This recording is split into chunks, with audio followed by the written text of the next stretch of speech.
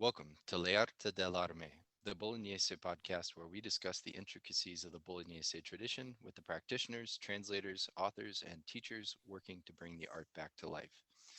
This week's guest is Eric Weiss. Eric is a stunt performer, fight choreographer, ballroom dance instructor, and teaches sidesword on Academie Duello's online platform.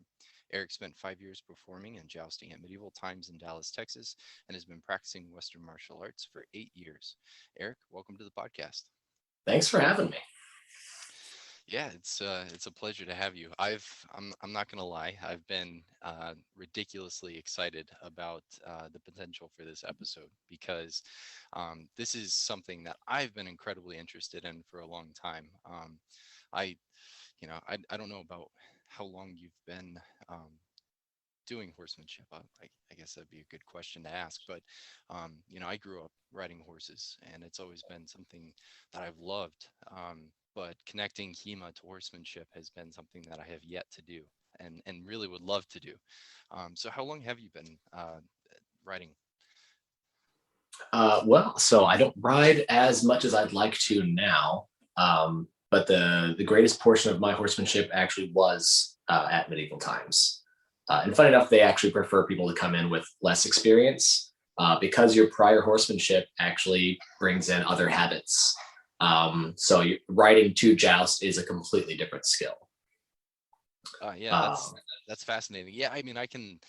And we'll dig into the bulk of the material here in a little bit, but I can imagine, especially even just reading like dall'Agocchie's general advice, that there is um, quite a bit of like bad habits that you could develop, especially from like a Western horsemanship perspective. Because it's so relaxed and you're sitting in a Western saddle. You're just kind of, you're hanging out. I mean, they are the comfiest saddles that you can ride, but that's goes totally contrary to everything that dall'Agocchie advises. yeah, absolutely. So yeah, we rode English style. And anybody that learns to ride, I mean, if they can absolutely learn English first, it's a more difficult, saddle to ride. But then moving over to Western is like not a problem at all. Though it is funny that I spent 5 years doing that, and then my stunt background, I would ride Western here and there, and I still get on a horse and I immediately assume a English posture. Sometimes the horses are like, "What are you doing?" Different feel, different engagement. That's awesome. Yeah, so let's tell me a little bit about your martial arts background and how you got started in HEMA. Okay, so my martial arts background is not entirely impressive, but I suppose entertaining in a sense. Never had a lot of exposure, just not having like opportunity, and I guess my parents not having money. So it's definitely something I explored later on in my life, and it was very like backyard style. It was more of so I was very lucky to find my Wing Chun instructor when I did, and this was like early 20s, my early 20s. And this was more, he was training for a test that he was taking to level up, and he needed someone to work with. I was willing to get beat up already as a stunt guy. So that helped me out. And that's pretty much what happened. Every time I was training for another scene or to choreograph a scene, it was then seeking out martial artists to learn this style, to emulate it, not so much to be sort of martially proficient. So a lot of it came through kind of diligently exploring the art, and then later on learning the actual martial background of it. So it's very interesting how that works. We can get into that, I suppose, later as to how that, the consequences of that later on for HEMA. But yeah, in 2015, I think, or 2012, I discovered HEMA through looking for choreography. Somebody had asked me to do a sword fighting scene, and they're like, we want something more gritty because I think Game of Thrones had just kind of hit the scene, and they wanted something a bit more intense. And so I was like, is that a thing? And I sought it out, and then I found a local group around me, and I checked that out, and I thought that was super cool. Got to sort of like showcase them and like behind the scenes of it too. And then afterwards, I sort of gravitated more toward that. it was medieval times and then stunts. And then I found swordsmanship again. And I was like, oh, okay. And I sort of enjoyed learning the art opposed to emulating the art. And that's really where I guess the true martial journey began, is that I started to really enjoy the actual art of a thing opposed to pretending at it, more or less. Yeah, we've had quite a few people who have fight choreography backgrounds come through our school, and that's always kind of the first thing that they're the first habit. Talking about habits that you have to break, that's always kind of the first habit that we have to break is um, you know actually thrusting at somebody Yeah. and trying to hit them. Because they're like, well, I could just go this way, and I'm like, not quite. Let's stick to the line, and I would do that a lot. I would strike and cut the cut just short, and they're like, "You're just millimeters away. You just need to actually commit." yeah, just finish it. Yeah. All right, so um the glory of this episode, and well, I guess the bulk of this episode, we are going to talk about horsemanship because you have an incredibly unique um, background, and there's quite a bit of Bolognese material about horsemanship and dealing with it. So, starting out with dall'Agocchie's second book and his advice on jousting. I'd love to get your advice on this material. So he kind of starts out with talking about how to position the rings, and I guess for most people this is something who they've probably seen it if they've ever been to a joust, which I imagine a lot of people have either through going to uh, Renaissance festivals in North America or going to medieval times. I know that was my first experience. Right. I'll never forget the first wood sword that I got from medieval times. It was my prized possession all the way through my youth. But so he starts out talking about how to position the rings, and he says, you place the ring to the left of the course of the rider and 6 feet off the ground to better acquaint oneself with striking an enemy in the head. And here I kind of imagine that he's talking about a dismounted opponent because it's 6 feet. And I think uh, roughly with a rider and a horse, you're talking about 8 feet for where the head's at. Is that About, yeah, yeah. so I imagine he's talking about striking somebody on the ground. Could you just shed some light on what it's like tilting for rings and what that skill is like in developing that skill? Sure. And this definitely leads into what he is talking about later with the horsemanship. Is setting that up, of course. Like if you're going to shows now, sometimes you'll actually see the ring on like the right side, and that's just so the audience can like be closer to the action. So what he's talking about, obviously, is just actually training it a little bit more. And of course, you want to have it across the left side because you're learning to, of course, joust at somebody on the ground or even another jouster. So learning to point across yourself is going to be better. And honestly, jousting the ring is one of the most humiliating and important trials, is just trying to get a good seat on your horse, or well, actually what you're learning to do is post up and sort of like post up and stay straight, settled, and unmoving as the horse is gliding. And that's really the skill that you're learning. So that the lance stays like straight on, steady, unmoving, and you just point across through that hole and you just let the horse guide you into it. Very much like a good thrust. You very much want to get your sword in front of you, extend, and then move your body into the thrust. And it's the same way you're learning that skill. But having the if you're in your saddle at all, that that lance is bouncing everywhere, and it's really rough to just miss that hole every single time. And it's tough, but it's better to learn it that way. And of course, it's a lot of fun to get the competitive side of it. When you also sort of like do that for competition, there's something about it, of course, where well, the moment there's something else at stake, suddenly the skill picks up a little bit. So that was always fun. The moment you had to like, all right, you both have to get 3 rings and go, and all of a sudden, like you were very much like, all right, engage, post up, and it gave you a little bit more intent. But letting the wet lance wobble around and just miss it by inches or even just by an entire foot, just that's a trial. Yeah, it sounds like it. I imagine, I mean, you think about just working with a narrow target versus working with a much bigger target, like a person. I imagine that jousting for a ring is much harder than actual like jousting against an opponent. Uh, well, yes, yeah, yeah, I can totally agree on that. There was a little bit of hesitation, and maybe we'll kind of get into that Yeah. as we'll continue on. Um, so he continues this conversation with Lepido, his muse, by informing him that the purpose of the exercise of tilting for rings is so that the rider can learn to carry the lance well, which Yes. kind of you kind of got into there.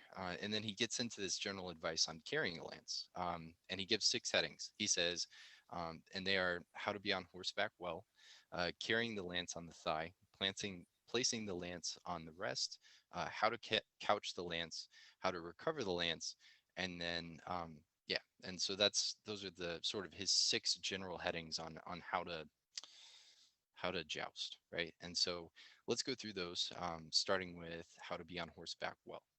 Um, so he gives us 3 general pieces of advice here. First, he says, when on horseback, that a rider shouldn't stay seated much because of the discomfort to the rider and because it makes carrying a lance ugly. What's he getting at here? So that's what I find funny is that we're so used to, especially with Bolognese, and of course, anyone that's read, if they for some reason read Marozzo first, they can understand the frustration of reading something and going, "What are they talking about?" But in this case, it is just as he says. So you don't want to keep your seat in the saddle. So right off the bat, for those that don't know, there are typically 3 speeds that you're going to be on a horse, and that's a walk, a trot, and a canter, right? So walking, sort of like a brisk jog, right, or running, right? Um, at whatever speed, you do not want to be sitting in the saddle because you're going to be bouncing up and down, right? If your body's doing that, even with your lance couched to your best ability, even if you have mythical strength, that lance is going to be bouncing as well, and it's just going to look very silly. Um, Ugly is definitely from a critique point, like if you're teaching somebody, but it's also just very silly to look at. Like you can walk out there and just be the jester, more or less. Like you look very much a fool. So the good horsemanship is exactly this: is that like to even get that ring is to be sure you're posting up in that saddle, right? Actually, like lifting yourself up, sort of engaging with the thighs, and then pushing a little bit in the stirrups to stand up off the horse. So of course the horse is the driving force, and your torso is nice and lifted ahead of that, and it's just you and the lance are nice and fluid, and you can just glide right into your target. So that's the horsemanship side of it, is keeping that nice, steady, beautiful lance as the horse is just powering through, opposed to, of course, jostling everywhere Yeah. and looking ugly, as it were. And it's funny because he says that a lot. I mean, this is something for those of you who are really interested in this and go back and read the text. It's something that he says a lot. Like he's constantly talking about how this and that make for an ugly sight, and it's something where he really is talking about doing this from a performance standard, which is interesting, right? I mean, I imagine and jousting in 1570s was much more about just the pageantry and a lot less about the actual martial application. But the one thing that's really fascinating about this core of text is he really does talk about how, you know, this works in a battlefield setting, and he constantly kind of tries to pull things back to, hey, this still is applicable in war. And that's why we're learning this material, which I find really Yeah, interesting. yeah. I think his words later were really beautiful, where it's like the closer you get to truth, or something to that effect. And I was Yeah, like, ooh, I like that a lot. yeah. Um, So his second bit of advice is when you begin your tilt, you shouldn't apply your spurs to the horse too furiously. Instead, you should direct the horse on course slowly so that the horse comes more willingly. oh yes. All right. This is this is where it gets fun. And I'll probably bleed into the next one. a little bit just from talking about this. So absolutely. We are creatures of habit, so to kind of go into that, like, if something traumatized you earlier on, you find yourself in that scenario, and then like your adrenaline will spike in some sort of way because you've obviously been conditioned to react that way. If you spur your horse too much before the before the tilt, they will get super excited. And I'm being very nice, but they just get super jacked up. And then you get to a place where you can't control your horse before you take off, or even if you spur them like too much during the actual like running down the list there, they can just plow way too hard, and they're just going way too furious, right? Because they're in their own mind, that you just got them in this adrenal state that is not productive, right? I mean, just the same thing in a spar. Like you can have like your blood up and be ready to go, and then there's also somebody that can get like way too like in that little sort of furious mode, and it's like, okay, you're nearly a danger, right? Um, so yeah, there's some moments where you do that, and then the horse gets ready for it because that's their moment to go, all the way. So it's hard to even like park the horse, as it were, to just like rest before you're given like the signal to go. And that horse will just be so ready to run, like watching a team of sled dogs like get ready to take off, right? And they will just sit there, and they'll, if you've really pumped a horse up and spurred them that many times, they'll either be, afraid or super excited for it. And they'll rear, they'll snort, like it's hard to keep them. And again, it just kind of goes back to the ugly thing, because you'll just be sitting there. One rider is standing still, lance up, noble, ready to ride, and the other one's just, flinging all over the place, jostling around, and it's, and it looks silly. It's comical. Um, and so that's this. The next part is spurring them too much while on the ride. You can very easily, since you're already pointing off to your left, the opposite jouster, it's very easy to like almost lean in a little bit. And if you lean to your left foot is going to actually press into the horse, right? So when that spur hits the left side of the horse always moves away from pressure. So what's actually happening is that there's the list, you're going down it, and then you give too much spur, and they now come off the line, right? Oh, So it literally moves you away from your target. that's interesting. So yeah, you very much want to get the horse to accelerate and go down the line in a nice, smooth, straight line with as much force as you can get. But yeah, if they're way too jacked up, they're going to rile around, and it's going to jostle you around, throw off your aim. And if you give them too much spur on the left side, they're just literally going to jump off the line. And a funny story about that, people that are brand new working on that will get these bad habits, and the horses will have a few, you'll see that in practice. But if a horse has been the practice horse far too many times, I've literally seen mid show, we're going down the line, this horse has been working with the new guy like all like few hours before the actual show, and right before the impact, that horse literally just jumps off to the right, like like they know the timing, and they just go, huh, they just like switch, quick exit side of the stage there, and they just jump off the line, like almost throwing the rider because it's just so much force. But they just get like, they're just so ready. They're jacked up before they take off, and then when they take off, they're ready to get out of the way before the impact, because you've trained them to be like fearful or overly excited, or all that. So That's awesome. And that's what I love about having your take on all of this information, because that's something. And the beautiful thing is, with practical experience, this is something we don't necessarily get with fighting with sharp swords as much. We can't really get the sort of adrenal response that we're looking for to understand certain reactions between fencers. But with jousting in particular, this is something that you're actually doing. I mean, mhm. every little bit of it is still, you know, it might not necessarily be a living art, but the full implication of the entirety of the joust you can recreate and start to learn sort of that anecdotal evidence, and that's awesome, and that's why I'm super excited about this. So yeah, that was the next part. You shouldn't press your horse too much with the left spur. And then he gets onto the second heading, where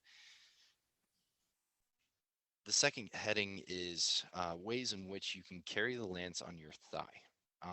What's he talking about, and why is this important? Because it seems kind of interesting. This like carrying your lance on your thigh. What's he getting at? Okay, so uh, to clarify just a little bit, you're not entirely like resting it on top of your thigh, um, though you can, but it will simply just bounce around. It's very much kind of the same idea of wanting to keep, anything that you're like, your weapon is just going to be close to your body, right? And I'm keeping that butt of that lance kind of on my thigh, like it's kind of resting there while I'm riding forward. And that's just that idea that it's like if I'm posted up right in the saddle and I'm upright and you know, you know, not chest puffed, but you know what I mean? Like just like you're posted up there, very upright, elegant, right? That posture that we're always talking about in, of course, Bolognese and even in Fiore and all that, keeping that good posture. Um, and then you also need to brace your lance next to your thigh like that. It's going to stay also solid, also upright, right? It's going to be very beautiful in that way, opposed to, of course, going with the horse's motion, sorry. And it's going to be, of course, jostling around. So we keep kind of coming back to this. So it's like, if you're lazy about how you hold yourself and your lance, it's going to jostle around and look comical. You're going to look like a joker. It's going to be ugly. You have now like completely, you've dishonored, what it is to be, mounted, what it is to be a knight. Like you've brought disgust to what is supposed to be beautiful and noble. Yeah, that's and it's funny too, because you know so much of what we consider our martial understanding, we have a lot that we do with swords. Swords are a lot lower of an entry level than horsemanship necessarily. But if we're really kind of putting ourselves in the mindset of somebody in the 14th, 15th, 16th century, horsemanship probably would have been at the pinnacle of what they would have considered, any sort of a martial ethic or sort of standard.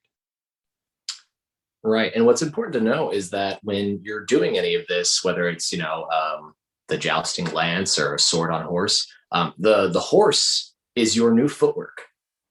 Hmm. Right. And that's really it, is that when you are riding this horse, you are doing a lot of driving with your legs. Right. And the upper half of your torso is needing to be somewhat separate in a way. Like you can't have your upward body motion affecting what the horse is doing. Like, so if I move my shoulders back and forth, I can't have my hips doing that as well, unless I want to literally drive the horse that direction as well. The same way that if you have like too far forward of a lean in your footwork, then obviously your head is actually going to come forward, right? And you end up getting sniped in the head. It's like, why was I sniped in the head? It's like, well, you leaned forward, and now your face is in the way, right? I hate it when that happens, man. Yeah. It's the worst. Yeah, no, that's a great point. So, he says that there are three ways of doing it. He gives us that you can put it between your thighs in the saddle to make it lean slightly towards the left, or you can hold the lance so that it remains fixed in the middle. And then Lepido asks him which he thinks is best, and he says carrying it in the middle, fixed in the middle.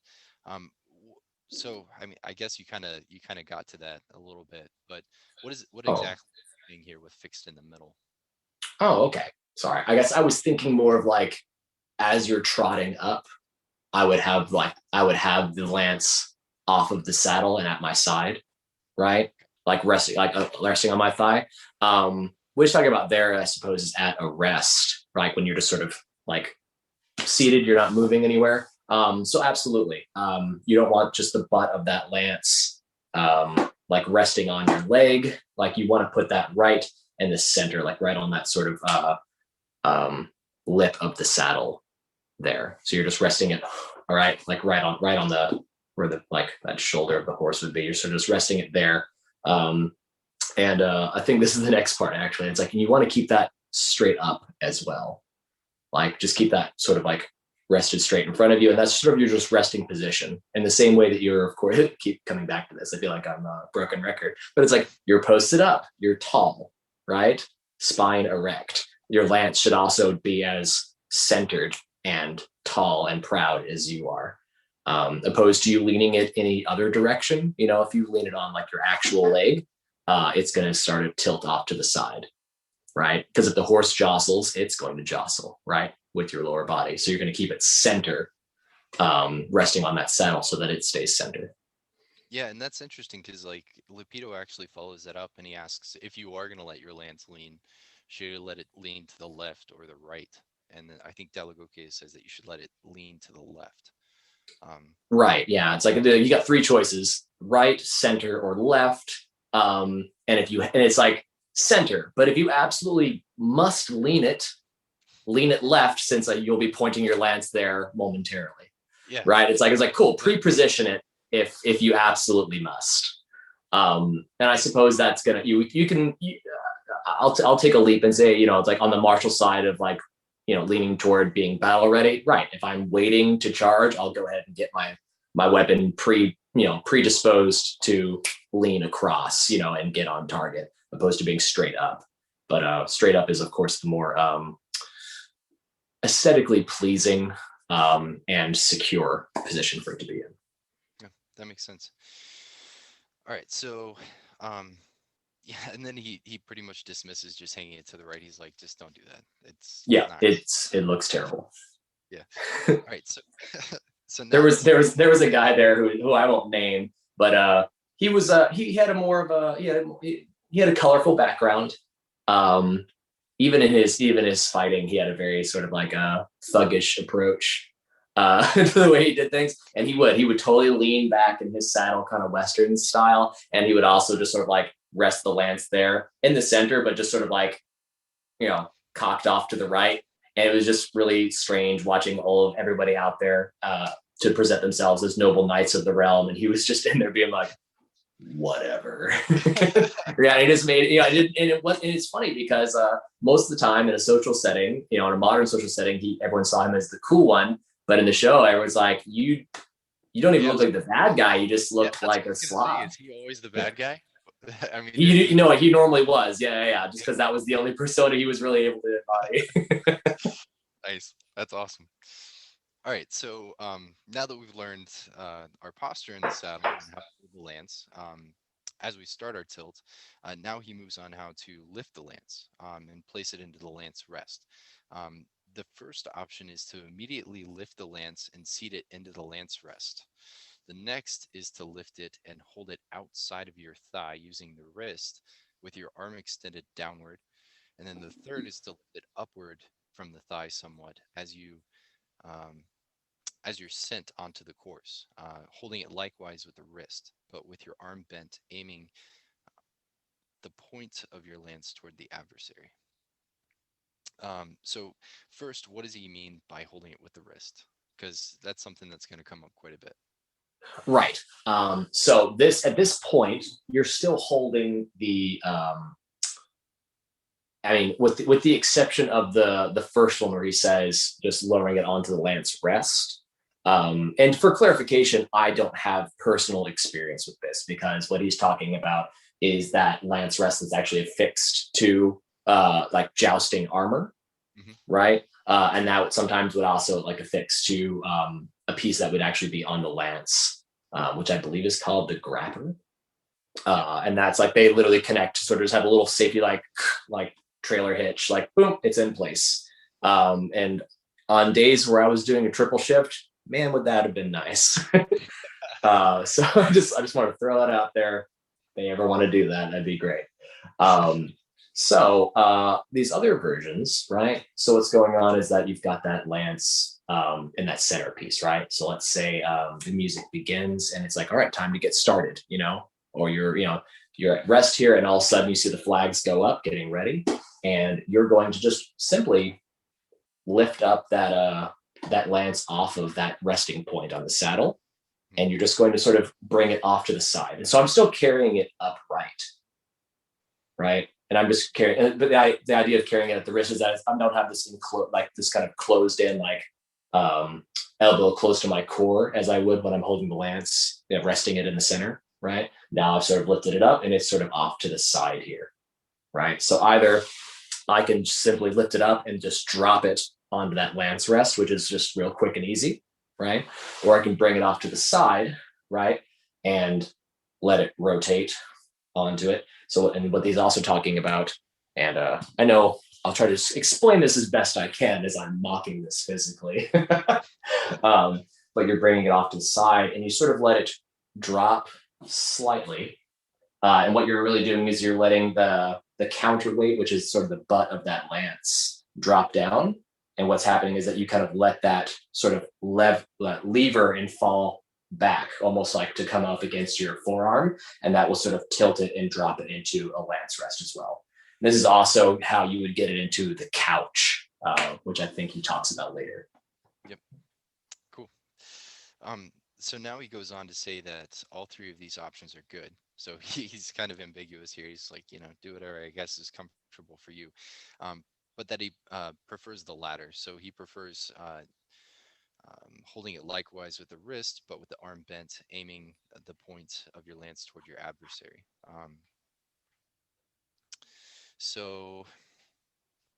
And then he says, because it's more useful in war. So this is where he comes up with that anecdote where he talks about it being useful in war. And then he says, therefore, it's more beautiful. Which I thought that was really fascinating and really interesting. And we kind of touched on that already, but it is interesting that he still considered this as an exercise of preparing for war, but still treats it with such pageantry. So he concludes this chapter with an interesting anecdote where he talks about the weight of lances and says that heavier lances were more prone to knocking riders off their horses in the course of a joust. But they fell out of favor for lighter lances because today they care only to carry the lance well and to break them judiciously. Because in truth, when doing it for entertainment, extremes should always be avoided. So those are his words. He says, this is a direct quote from dall'Agocchie. He says, today they care only to carry the lance well and to break them judiciously, because in truth, when doing it for entertainment, extremes are always to be avoided. Correct. Yeah. What do you think about that, especially given your experience has primarily been done for a form of theatrical entertainment? Yeah. So let me touch on the extremes first. Extremes should be avoided in the sense that if the lance is if it's too light, so what we're looking for is probably a clean, beautiful looking break, on the shield or on the armor. If the lance is too weak, or you're holding it too weak, it's going to fall apart, right? And it looks wimpy. It looks like you didn't actually take a hit, right? If you build them very strongly, go all the way. So I'll try not to steal too much of the magic, but anyway, the tips are somewhat, they're cut in a way that allows them to sort of explode on a good impact, right? And every once in a while, you get a brand new squire that didn't learn how to do that quite right. And they just put just a normal tip in there and you go for a practice run and you get hit with the full brunt of a show lance maybe, but that extreme is really tough because you're also not riding to take that hard of an impact for entertainment value. So you could absolutely be caught completely off guard, because you brace yourself quite differently for an actual hit that is not intending to break and a hit that is intending to break. So it's still going to hurt either way. But the extreme of this is you can be caught completely off guard and, falling off the horse under the horse's hooves is not a pleasant experience. And I can tell you that from personal experience as well. Oh, do tell. Okay. So this happens multiple ways. It's happened to me, happened to others. First of all, always properly tack your horse, which is securing the saddle and all that. When the girth strap is loose, you can be hit pretty hard with that lance, and then sort of uh, was it a Robin Hood, Yeah, Prince of Robert. Thieves style Yeah, that was the fall first under thing you. that popped Yeah, into my head. That's perfect. yeah. Yeah. The dark side is that you don't stay in the saddle as that happens. You fall on the ground and the hooves go over you. And if you're very lucky, um, they don't hit you. Um, but yeah, when you're not ready to take that hit, you can easily just go uh, right off the horse. And sometimes in practice, we would if someone was not doing their job well, my first boss would like was it somebody came in real late for practice and he just totally went back there and grabbed like the stiffest, most uncut lance. And he goes, "Yeah, put that one in the lance." And just he went in for his practice rounds that day, and yeah, it's tough. You take that in the shield, and you nearly you nearly fly off because you're expecting it to break in some way. But coming off the horse in that way, I got other both fun and horror stories for that. But coming off of the horse is intense, and we did train quite vigorously and constantly to learn how to fall. That is a huge portion of coming of just doing that. Yeah, Knowing so how to fall off the horse is the biggest part because when you you're coming off. That's yeah, gonna yeah, yeah, happen. it's sort of like you're grappling with HEMA and stuff like that, right? Like, I mean, if you're gonna do Yes. sort of grappling, you have to learn how to fall first. Mhm. Moving on to the next setting, we get into this advice on how to set the lance in the lance rest. He again gives us three options. The first is to place it at the beginning of the course. The second is when the horse has been dispatched. And the third is as one draws near the adversary. Tell us about this. Okay. So again, my experience is more with couching it, but with this lance rest, right, where the lance is sort of going to hook in with that. The first option, of course, is I mean safe and prudent in that yes you're not going to lose control of it or so it's very easy to just sort of connect that and then get on the line right and start riding. The next one is far better for you to move the horse onto the line and as you're going down the line connect it and then actually begin the full ride because that way it's very nice and elegant, it's up, it's composed. Then as you get on the line you put it in the rest, right? You kind of put it into like that safety knock and then go forward. Um, the last one is possible, but for me, if I had to put it into sort of like into a lance rest, like a place that sort of like locks it in place, that keeps that easy. Doing that while in full ride going toward, again, I'm dealing with that wind resistance. And that's just going to be, it's going to be a hassle. It'll take experience to do. And I suppose it is doable, but to me, it's a liability to try and fix it then. So best to like move up to the line gallantly and upright, and then as you turn to face your opponent, click it in. So yeah, the second option, absolutely. If I had a Yeah, and safety vest. you know, I guess this would probably be a good time to kind of speak about different gates and how different gates affect how like I mean I guess we kind of talked about it a little bit, but really kind of get into the specifics of different gates and how they affect you as a writer, right? Like when Mhm. you're at a walk, it's nice and easy, not too bad. But at a trot, they're just the general cadence of a trot creates this very kind of It's bouncy, yeah. bouncy, very unsteady. And I imagine like as you're approaching here, you're probably going at a trot, and maybe he's saying that people had done that because you're changing your gait, then you're going to transition to perhaps more of like a canter or maybe Yes, even yeah, a lope before you really get into your gallop, and that's a little bit more of a smoother gait, yeah, right? So maybe yeah, that's where that third option comes in. But like you said, it seems safer to just go ahead, get it seated in the lance rest, and then be prepared to go ahead and get into that, so that way you're ready for your run. hmm Um, so yeah, so dall'Agocchie says that yeah, the second option, seating the lance in the lance rest when the horse has been dispatched, is preferable, because if you do it before you set on your course, the horse may jostle the rider and make the lance unstable.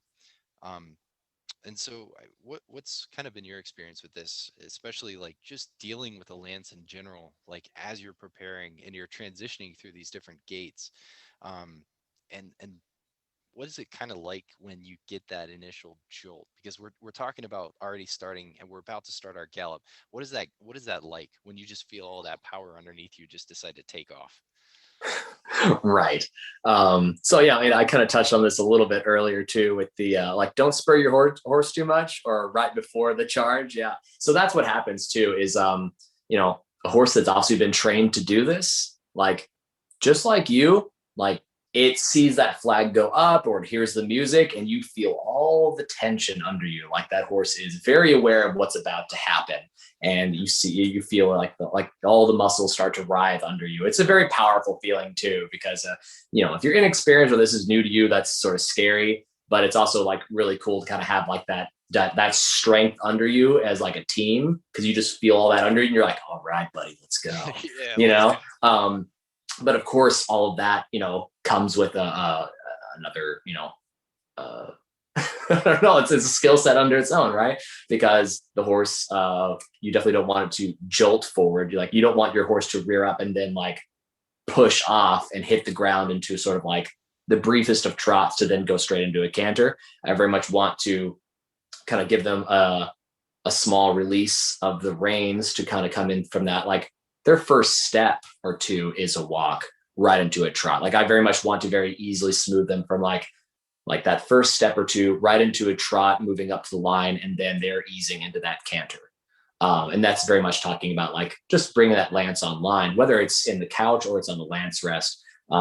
That in between state, you very much want to make sure that the lance is, you know, kept upright and nice and still with you.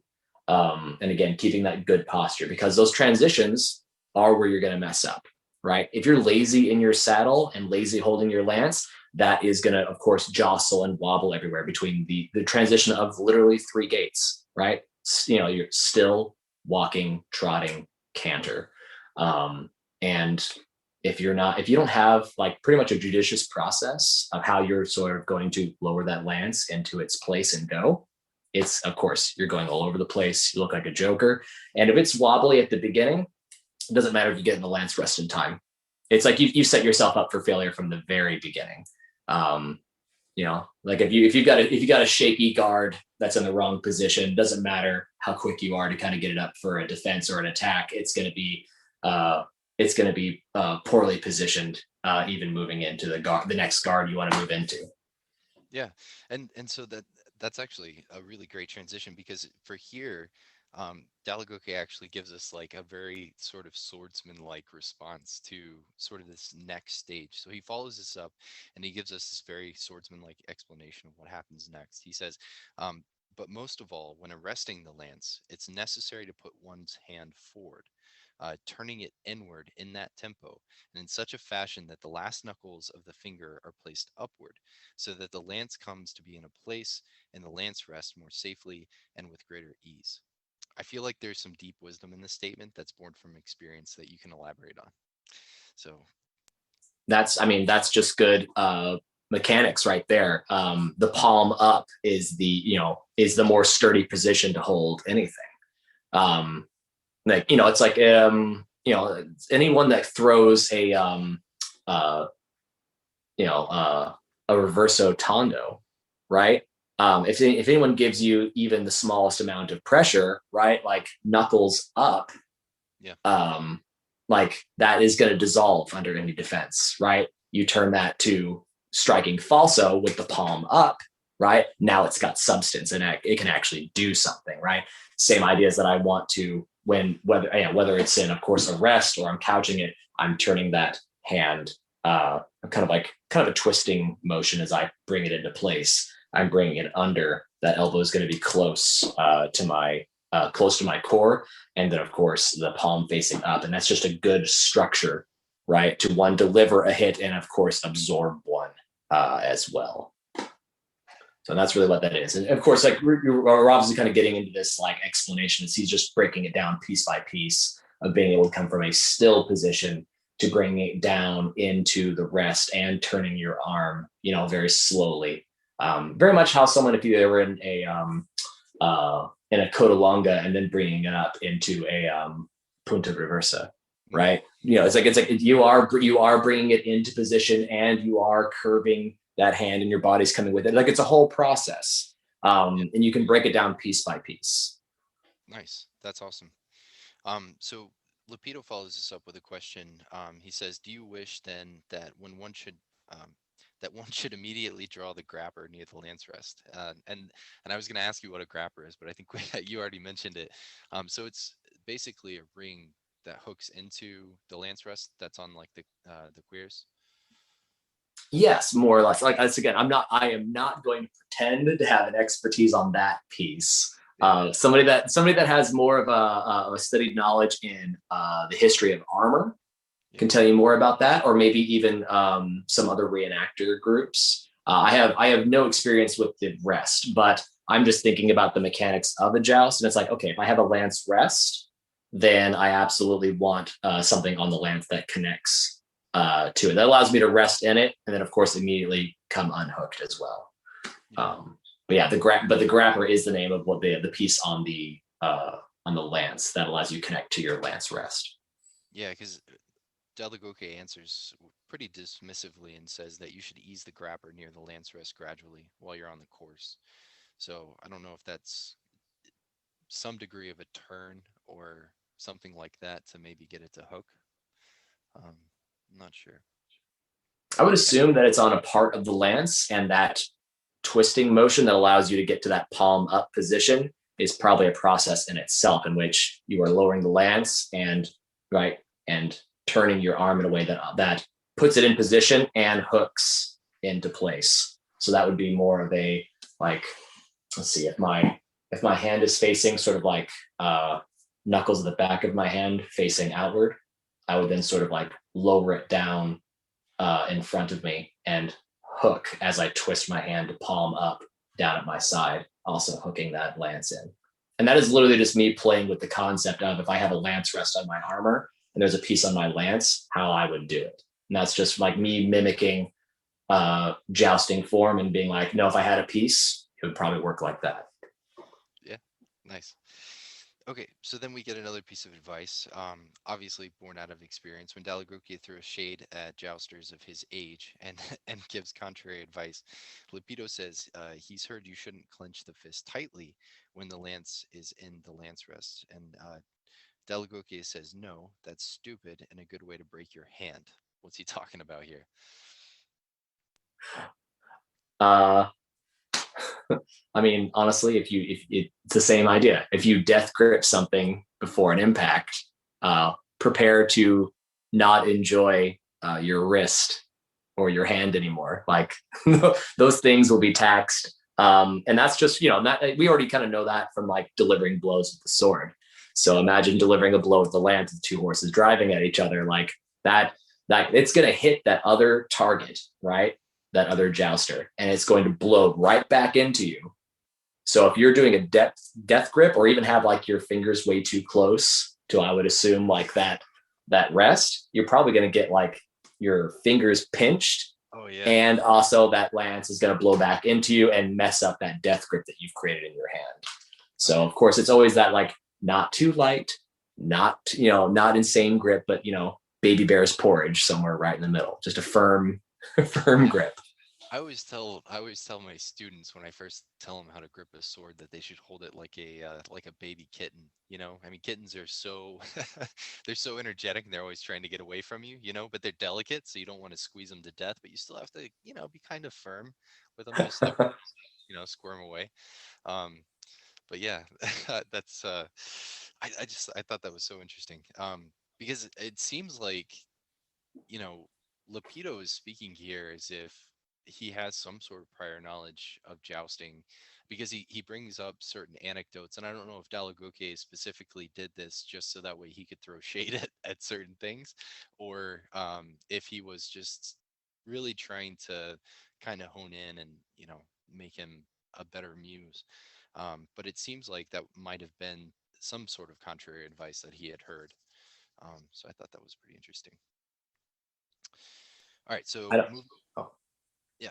oh, So sorry. moving. Yeah, I was going to say it's like I don't think I don't think it's changed the test of time that there are plenty of people that talk about things with authority that probably didn't know what they were talking about, Oh, and definitely. it's just a chance to clear clear clear the air there. Yeah, for sure. You know, it's funny too. I haven't read the third book, which is dall'Agocchie's advice on setting up like fighting formations and stuff like that. I intend to. It's something I intend to get into.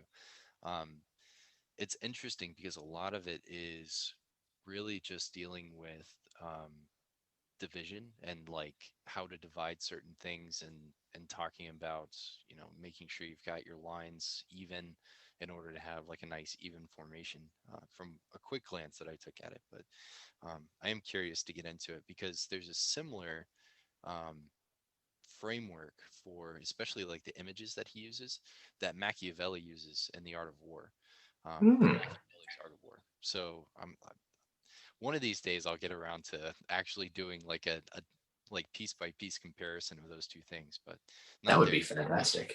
Yeah. Yeah. So moving on to the fifth heading, he says that now we're going to get into couching the lance. He says there are three ways to couch the lance. One is to lower it immediately into the lance rest.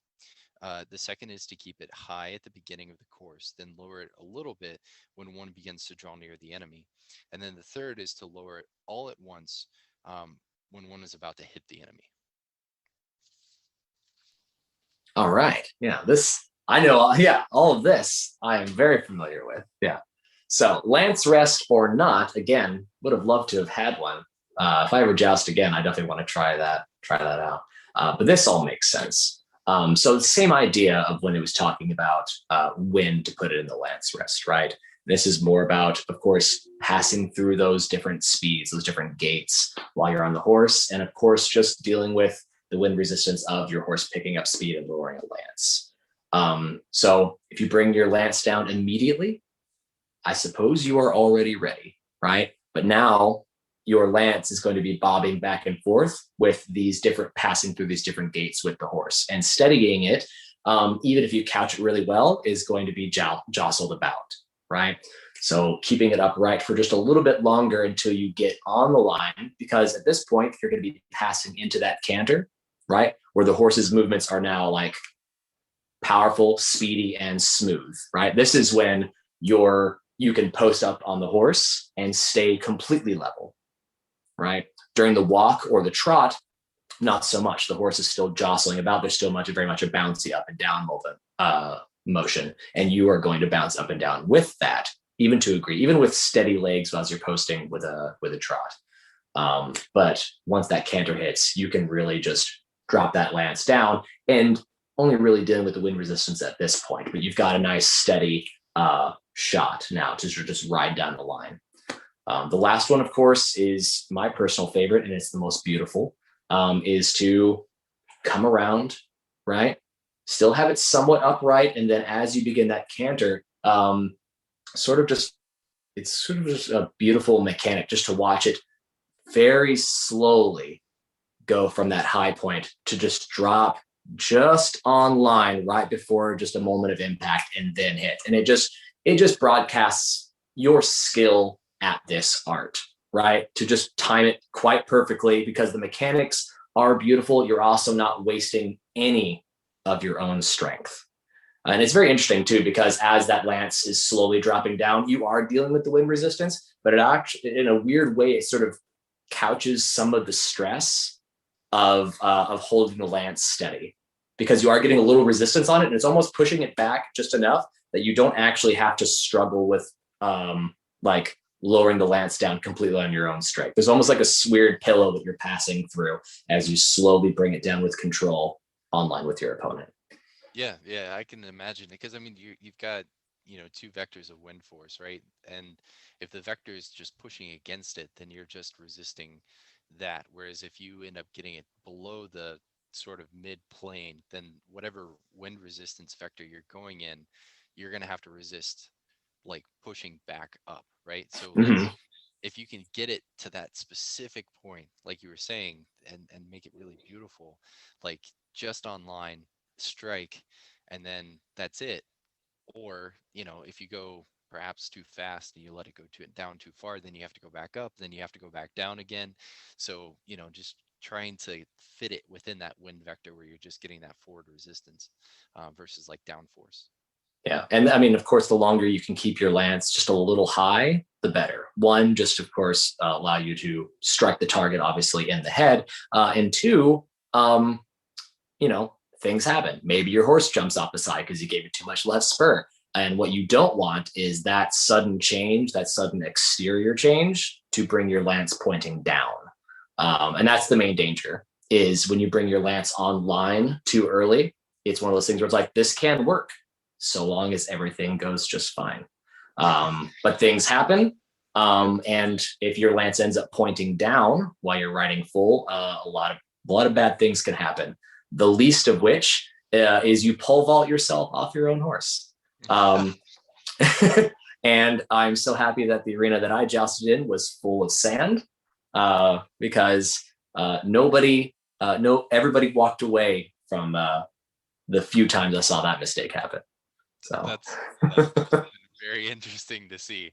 I imagine, that's something I curious about, when you're riding in, like when you're tilting and you're riding in a barrier.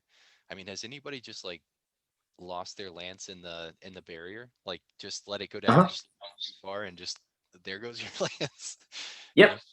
Yep, absolutely. And sometimes, like again, one of those times where you're super happy that they were show lances made out of wood that's meant to fall apart. I've seen people just have struggle with their horse and they didn't lower their lance on time and it would drop too low and then yeah it would just get like caught in the ground and then go across the front of the horse and break in the list. And luckily the horse's strength broke through it and everything went fine. Um, I never saw somebody do that and actually trip the horse. The horse just goes through, and the lance being stepped on is what catapults you off of the side of the horse. I imagine. And then yeah, and then the last one is just the really sort of laughable ugliness, as dall'Agocchie puts it, of just your lance bouncing around, just amateurishly and missing your opponent by just feet is still nice. I've seen somebody just completely end up pointing straight up again, or literally just like thrusting just off of the shoulder across themselves. They thrust too far left and just like they just leaned far across and they end up sort of like creating like a bar for the other night to sort of just pass through like a toll booth or something.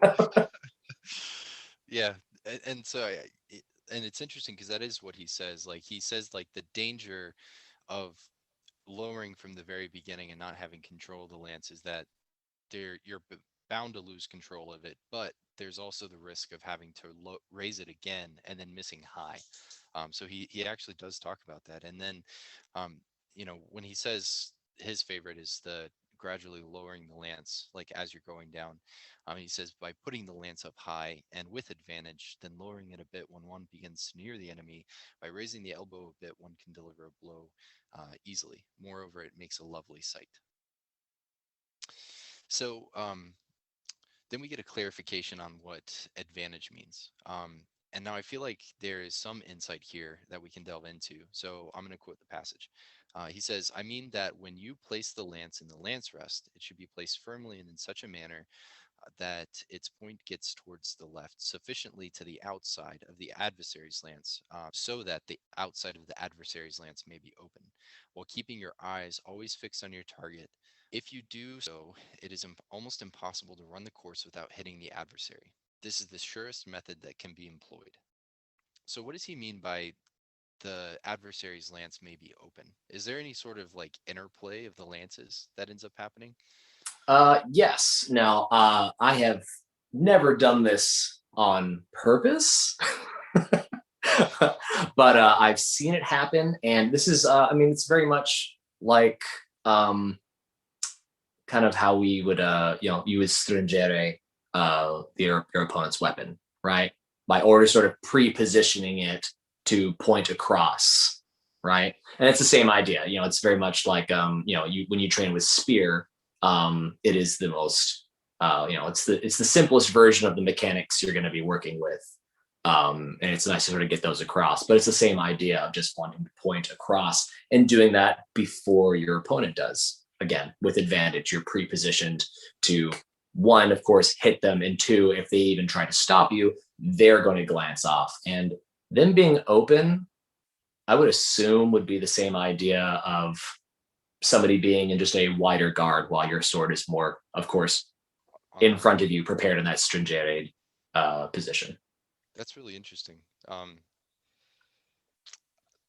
Man, like, I'm just imagining, like, especially from a battlefield standpoint, riding with lances, you're charging somebody else who might have a lance, though I don't know if you would really want to do that, because it seems like most of the time your charges would be at something that you can just devastate. But the idea of coming up with somebody else who has a lance and just kind of thinking about that sort of interplay, the way that we do think about swords, it's pretty fascinating.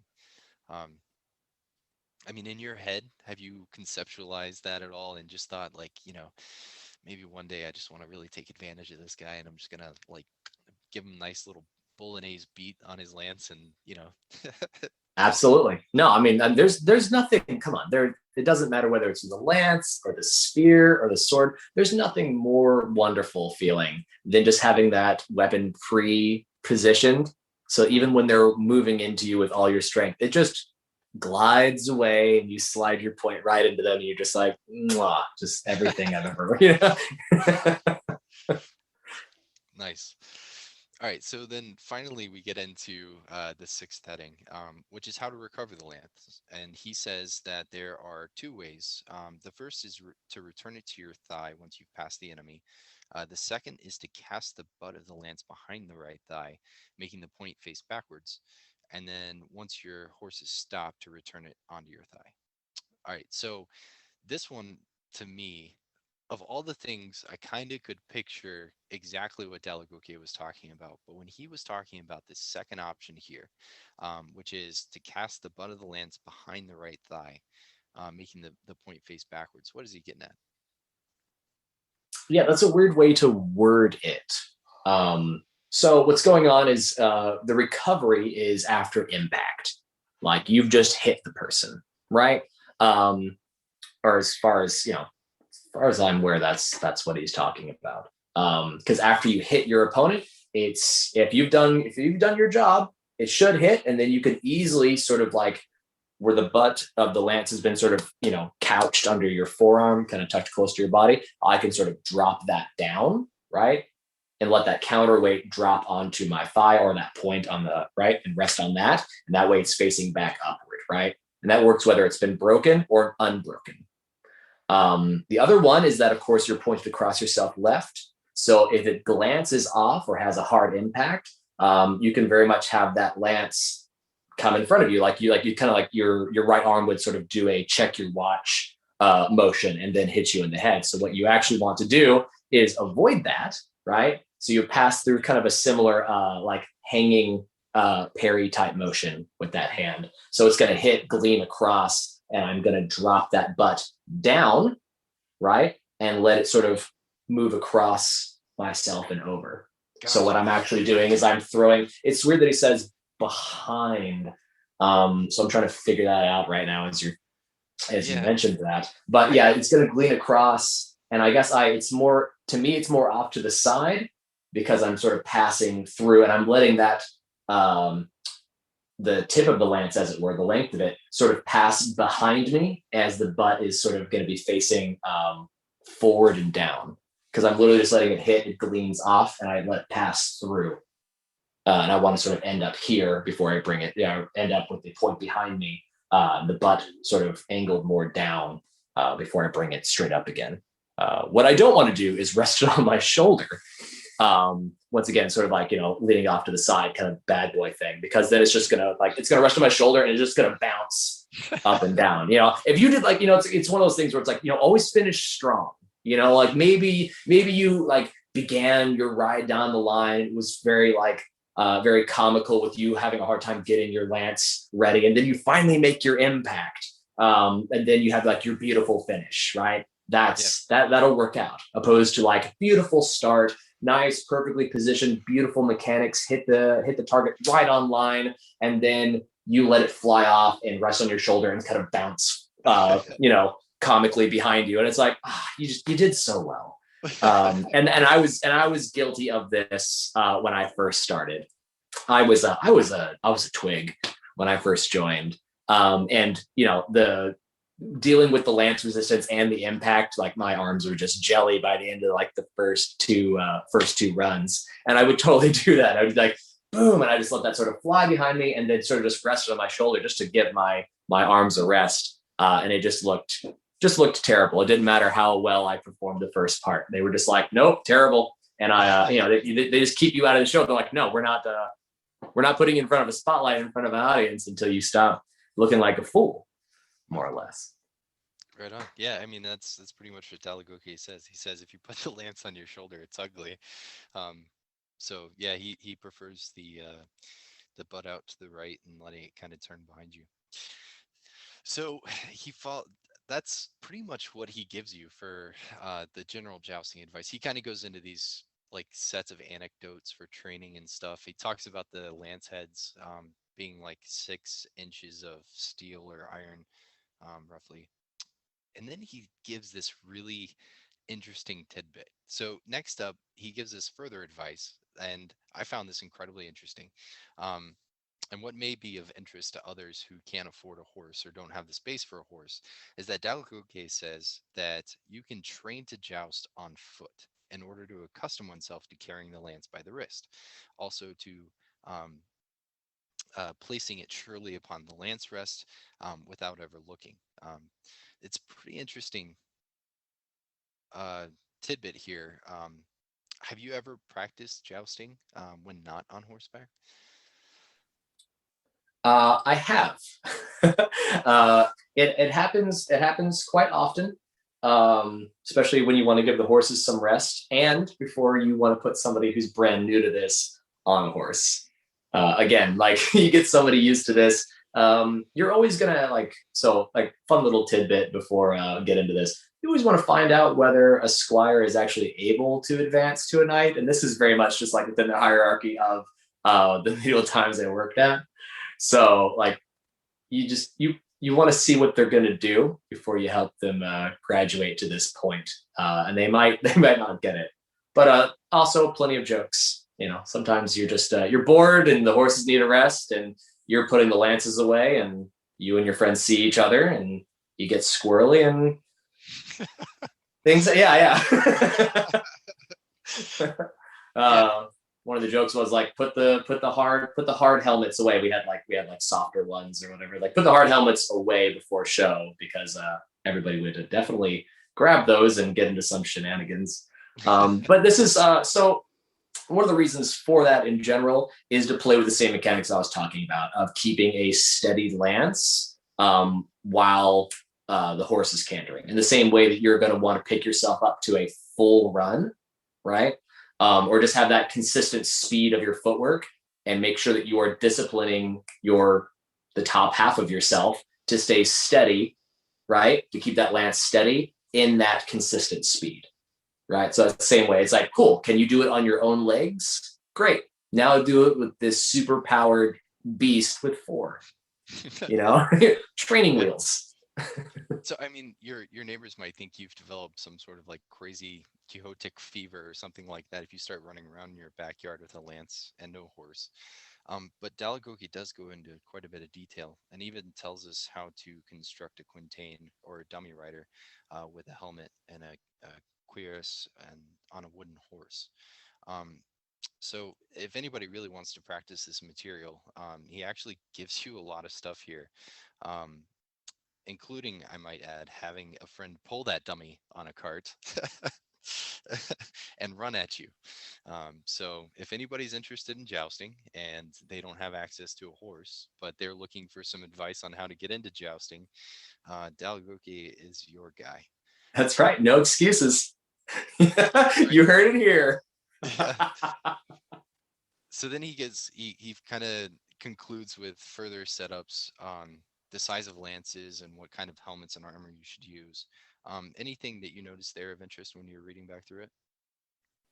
um, no, I mean all those things. That sounds right to me. I have not used any of these materials to effect, but the idea of running on foot and practicing that, and then of course being having somebody like pull a dummy across from you, and it's like great. These are like it's a jousting Wing Chun dummy, and you need to experiment with an exterior force coming at you. Like at first you obviously hit, a static thing.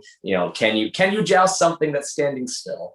And then of course, can you joust something that is coming at you with force as well? So I like that. Like we can actually get some people to like play with this. There's no excuse not to have a horse. You can go at it. And I'm sure there were plenty of poor men at arms that did not have, it's like, I don't have a horse, but I need to get the skills ready for when I do get on a horse, right? In the same way that, we would have, people looking to train to become knights at the, we just would call it the castle instead of going to work.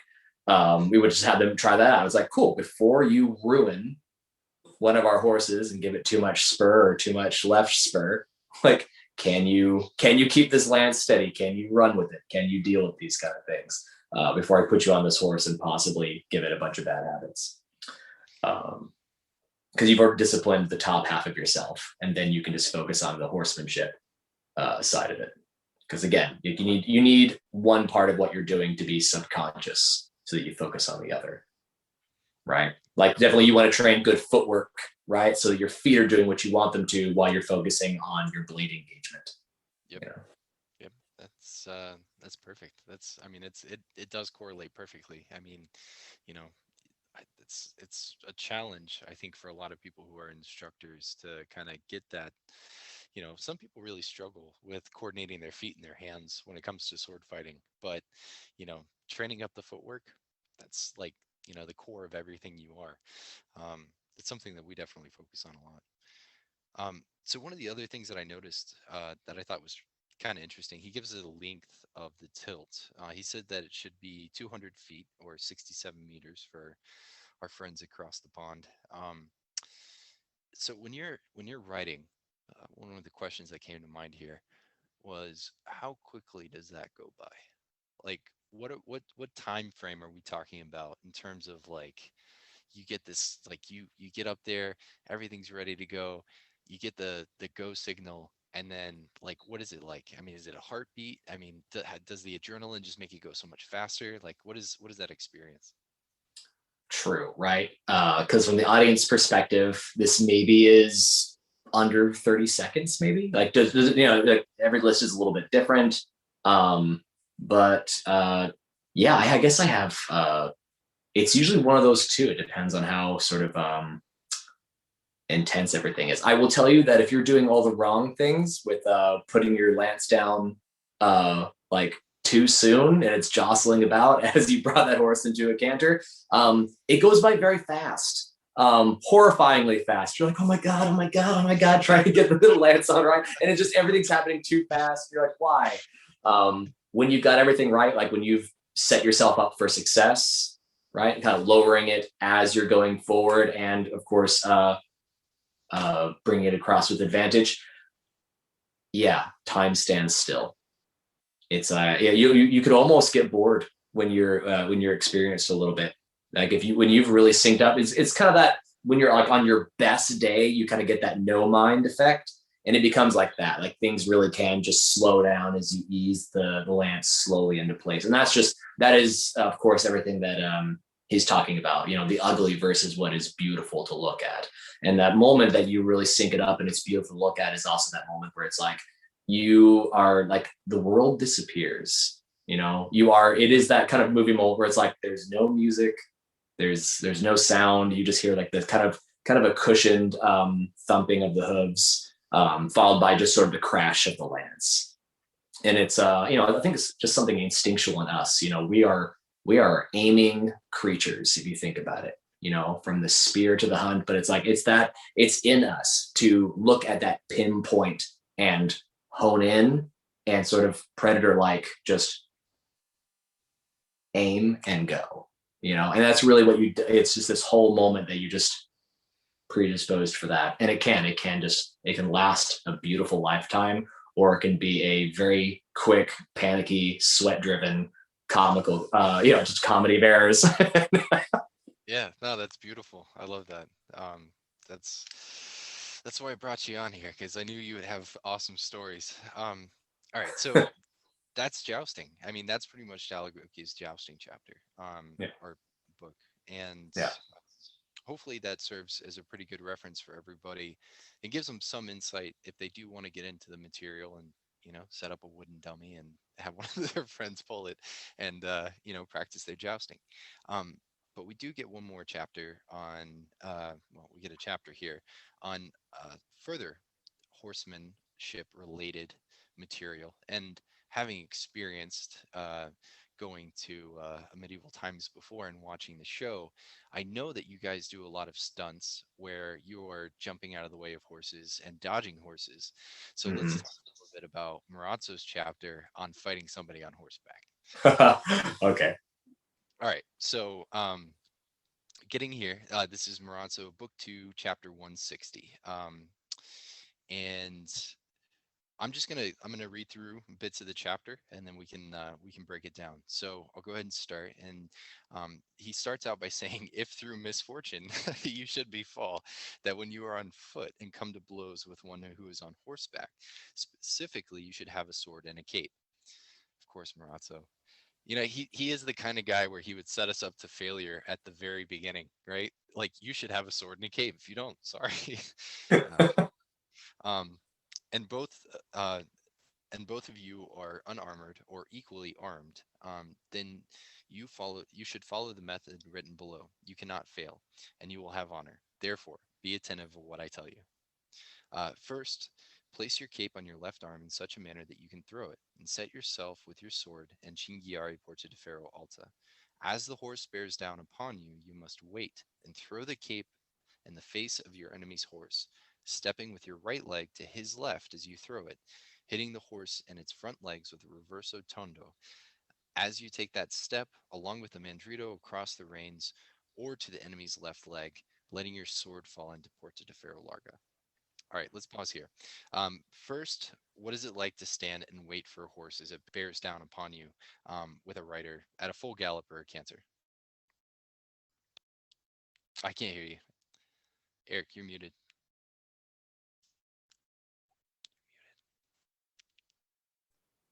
But yeah, it it does not matter even if it's staged and you've gone over the choreography a few times. When that horse comes full canter at you, it's terrifying. I've never had a like some sort of predator come at me in the wild, but I think it's like half the terror is a rider on a horse just coming right at you. Because even with stage choreography, it can go wrong. And I have to be very careful what stories I share because I don't want to like put anybody in a legal Yeah. issue. But bad things can happen. Um, but no, it is a lot. The only thing that helps you really is knowing what to do, right? And I think he very much touches this nicely, both before and after. I believe he talks about how to set yourself up, of course, as you said, and you will never you will do this with honor. And I think he does mention a little bit afterwards too, being like stay calm and know what you're doing. And that really is it. If you're panicked because you're being someone's about to ride down on you, you're not going to do the right thing. And if you try to get in front of the horse, you will probably just get in front and then quickly be under the horse. Yeah. um yeah, panic like obviously it seizes up your limbs, right? Just like if you get too excited in a spar, right? Like your limbs aren't there for you quick enough, right? The calmer you are, the more limber you are. And that's that same thing of like the timing of it. You're able to time it much easier when you're calm and know what you're doing, opposed to like you're panicked. You'll jump out in front of the horse and then just get either trampled or even just hit off to the side. Yeah, so I thought it was kind of interesting that he cuts a reverso tondo here. Oh, Typically, to hit the horse's leg. Yeah. yeah, but I looked up some equestrian anatomy, and it looks like they actually have two major extensor tendons that run like right on their like the front part of their leg. So I guess that kind of makes sense that that's probably what you're targeting. Um, but Excellent. And if I may, um, I wouldn't recommend anyone doing this, but anyone that hasn't been around horses, in the same way that sort of like there's a common knowledge of like if you encounter a dog that you've never met, like extend your hand so that they can sniff it before you pet. In the mhm, same way, flags, cloth, a plastic bag being waved is the absolute devil to the horse. They are completely terrified of those things unless you have really just kind of desensitized them toward it. Um, Even then, there are many times like these horses, like we literally carry flags as we're riding with them, and sometimes one will move randomly that isn't staged, and they just completely freak out. So I kind of laughed when I read that the first time, and I was like, I don't know, I might just be able to throw the cloak and totally be fine. Like I might just throw the cloak and the horse freaks out and throws the rider. well, I think that's actually really fascinating that you bring that up because it almost reads like he's just giving us like, all right, you're gonna do this. If it works, the horse rears and pulls off to the side. Great, you've done your job. Mm, Right now, you don't have somebody bearing down on you. Or if you actually do cut those extensor tendons that are on the front of the horse's legs, great, the horse is probably going to collapse. right. Um, and so, and you're kind of it's like this series of progressions, sort of like the way that we get the techniques, right? Like you deliver a thrust, and the general intention sometimes is that the thrust is going to land, right? But your opponent ends up making a parry, and then we just get the reverso back behind or something like that. Whereas here we can actually see that this very dramatic progression of various instances of things where we throw the cape in the horse's face. If that doesn't work, then we cut the reverso tondo across the legs. If that doesn't work, well, the next best thing to do at this point is to go ahead and cut that mandrito to the reins, hopefully to cut the reins so that the horse, the rider doesn't have any control over the horse. Or he says you can hit the rider with a mandrito. So, Yeah, I would totally go for the reins. If you've blinded the horse and then cut the reins, once you grab the bridle, you've got it. The day is yours. yeah, and so that leads perfectly into to the continuation here. So he says, now from Porta de Ferro Larga, step to the horse's left side with your left leg, and put your hand on the bridle with your sword. Stick a thrust in the flank of your enemy or his horse. Then, for your safety, leap back and set yourself in coda longa stretta, assuming that you didn't take hold of said bridle of the horse. Because if you do seize it, don't ever let go of it until you're killed or until you've killed or wounded him or his horse in order to keep him from harming you while you attack him and his horse, always from the left side. So we get some pretty interesting advice here, right? First, I'd like to point out that by putting ourselves on the left side of the horse and always staying on the left of the horse means that the rider has to cut across their body, right? Um, Correct. Yeah. and that's pretty tough, I imagine. Your only real defense from the other side is definitely a twist of your torso, but I mean the best you're really doing is kind of an imbrocata action, but you're not really even reaching that far Yeah. So as far as off the other side. So yeah, because you're kind of you're limited by your torso and how far that cut can go. I mean, if you just sit in a chair and you take your right arm and try to cross your body where your arm stops, that's where your arm stops. That's as far as your cut is going, yeah, right? and that's not even taking into account that if you throw a cloak over a horse's head, you've now got the horse's head to deal with. That's a Um, great point. yeah, Nice. Yeah. Um, all right. So then, Yeah, and then of course, it makes sense that if you've got a hold of the bridle, he says, keep attacking and never let go. Whereas if you don't, pull back and try to reset, I mean, there's a pretty good chance you've either spooked the horse or, you've wounded the rider, perhaps wounded the horse, and now you can continue the fight with some sort of a different advantage, right? You might have a single sword fight on your hands now that you've thrown your cape, because we know that we're similarly armed, and they might have to dismount their horse and then come at you, and now you have some sort of an advantage because you're not fighting somebody on a horse while you're on the ground. So how quickly can horses turn, though? I've seen a couple of videos of people doing some mounted combat and really just turning their horses on a dime. Yeah. So this kind of goes back to the giving that too much left spur, because that horse really will. It'll get out of dodge real quick. So in the same way, so the idea is that the horse is always going to move away from pressure, right? So as I'm turning the horse, right? So easy stuff to think about is that I'm going to give a little bit. I want to drive more with my legs than anything, but I mean, I can give the slightest inclination of a little bit of left rein, right? And just to give a little bit of pressure from my left leg. And then horse is going to move away from the pressure of my left leg, and its head is going to go in the direction of the rein that I'm giving it.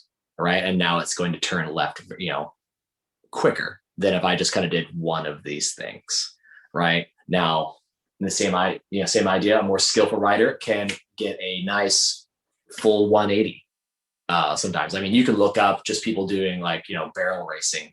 Not racing, but yeah, just just these barrel exercise where you're just turning the horse on a dime around.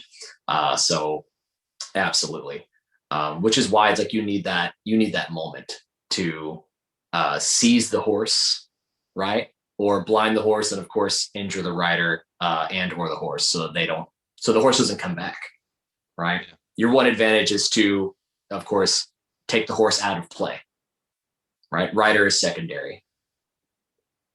That's it's the same. It's like a chess match. It's like, all right, I need to take the horse out now. I can deal with the pawn.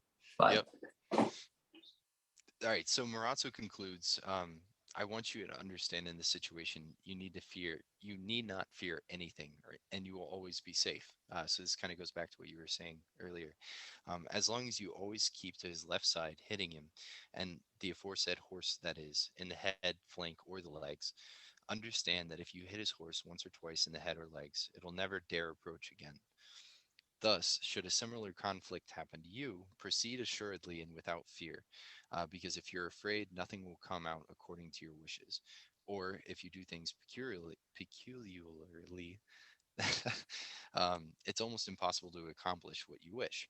Therefore, heed my counsel and not think that I have given you too many words, for I am a man of few words, and accordingly I conclude this section on fighting on foot against one on horseback. And so I just wanted to point out to everybody here that Jarek Swinger gives us the second best footnote in the Marozzo translation, when he says, Marozzo claiming he's a man of few words is a matter of opinion. I concur with that one. The first, I don't know if you're familiar with this one, but one of the stretta techniques with the two-handed sword, it's in chapter 3. It's like the 12th heading. Marozzo has you come up and you initiate this true edge bind with your opponent. And if they give you pressure to push your sword away, you step in and you kick them in the balls. And then he says you step back gallantly. And Swinger puts in this this footnote that says, gallantry is subjective.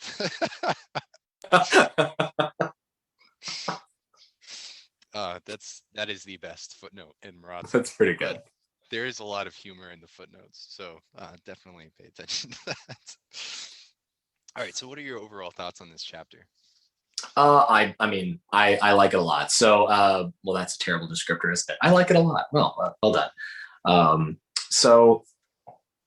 Absolutely. So this kind of goes into what I was saying before of like, just, you got to stay calm and know what you're doing. So he very much covers that before and after, which I like. He says, he's like, cool, this is what you do. So please listen to me and you will have honor. And then at the very end, it's like, you know, take heed, do not be afraid. And that's what it is. Your comfort is in this procedure, obviously, and like a good Bolognese play, of course, as we talked about, it's 5 moves deep. Like it's like if one of these works, great, but I'm giving you several because it probably won't work out, Murphy's Law. But yeah, staying to the left side of the horse, obviously great. Of course, yeah, if you ever really want to, quell any of your fear against a horseman, grab the bridle. You have the power now. Whoever controls the horse wins. And if you have it literally by the face, you're good. And if you've cut the reins and have it by the face, you're golden. To your point with the having a horse turn on a dime, absolutely. This is why, one, you would like to cut the reins so that whether you see the bridle or not, you've taken their control of the horse away to some degree. Now, a skilled rider can just drive with their legs, right? In fact, I many times have lost a rein just because the leather just got twisted and old and then snapped in mid. And I've been able to, with one rein or no reins, still drive the horse to effect, but still not the same sort of control I would like. So if you've cut the reins and stabbed the horse a little bit and maybe didn't get the bridle, yeah, if you can't really drive the horse beyond with just a little bit of hey, come on, a little bit of spur to go forward, that horse is not coming near you. So it's very nice because if I'm trying to stay to the left side of the horse, that sounds great. But that rider absolutely can turn that horse much faster than you can stay on that side.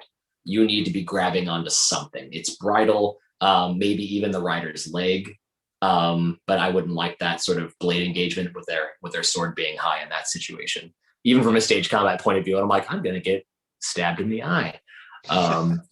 Right. Just going to sit in alley corner and keep their sword away. But no, they can tear their horse a lot faster than you can sort of stay on that left side. So really it comes down to, like, you can do that so long as you've taken some advantage over them. But without that, definitely stab the horse and get away, hopefully having cut the bridle. To me, it's like cut the leg or the bridle. And I'm like, the leg or the reins. And it's like, cut the reins every time. Like, that would be paramount to me. Like, if you can cut the reins, you're gonna steal a lot of power back for yourself in that situation. I'm just thinking about some skilled riders that I've had just like jokingly move away from a staged moment while we were practicing, just kind of being like, oh my gosh, the only reason I'm able to get away with this is the fact that it's staged. So like a lot of your advantage in this situation that Marozzo is giving you is, you know what to do and the rider isn't prepared for it. If the rider is prepared for it, God help you.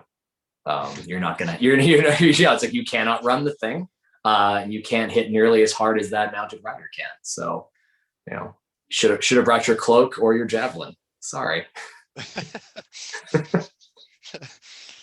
Paige, bring me my partisan. I can't read. Yeah. All right. So, that wraps that up. I was thinking in preparation for this that at some point we might have to get back together again and talk about Pietro Monti's advice on horsemanship. Oh, yeah. He's got some pretty good stuff in there. And unfortunately, this is gonna be the longest episode already, which I anticipated and I'm very glad for. But that concludes part 1 of my interview with Eric Weiss, where we talk about horsemanship. Stay tuned for part 2, where we talk about swordsmanship.